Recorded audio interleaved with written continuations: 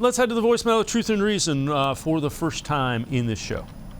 Hey, love the show. Just have a question for you. So what do you think one surprise move will be this offseason? Whether it be adding a coach or cutting a player, re-signing a player to an extension, trading for a player, free agency, draft, just trading picks to move up. Like, what do you think one surprise move that the Browns will do that you think could happen this offseason?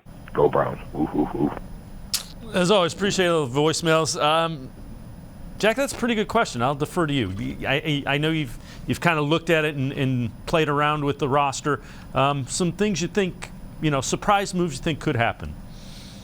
So the one I'm going to go for is actually with the draft, because I think they fill their needs in free agency. And the draft's all about the future. A lot of people look at the draft and think it's for 2023, but the draft's about like 2024 and potentially the next 8 years. I would keep an eye on left tackle at pick 42.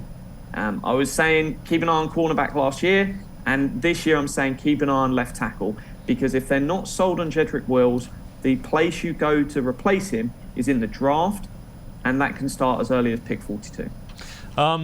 Any guy you think could get moved via trade? I don't want to say. I don't think Ward's getting traded. I don't think Myles Garrett's getting traded. I really don't think Nick Chubb's getting traded. Do you think they could trade a veteran guy?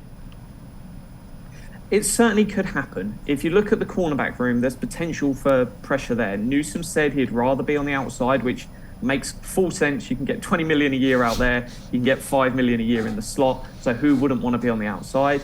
And then, yes, it's nice to have 3 corners that are really good on the outside. But at the same time, you can't have 22 great players. So I want all my great players to be starters. So what they might look to do is sign a slot in free agency and then move on one of their corners. So keep an eye on potentially Newsom, because he's probably got the most value in a trade. And if you can get a solid player, who, whether it's a wide receiver, whether it's something else, it could be an edge, it could be a defensive tackle, that might be a route they go. So Newsom is sort of an unlikely trade candidate because, hey, trades are unusual.